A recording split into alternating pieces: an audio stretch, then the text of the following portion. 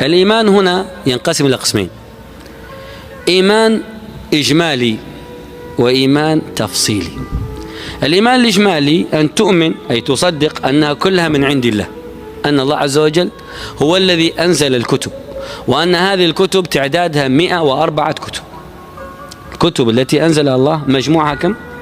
104 كتب. أنزل الله منها على شئث 50 كتاب، على من؟ شئث ابن آدم 50 كتابا. يلا.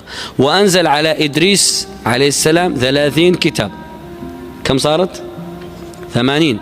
وأنزل على إبراهيم عليه السلام 20 كتاب، اكتملت 100. وأنزل على موسى 1 التوراة، وأنزل على داود 1 الزبور، وأنزل على عيسى 1 الإنجيل، وأنزل على محمد صلى الله عليه وسلم 1 وهو القرآن. ولكن هذه الكتب كلها جمعت في القرآن.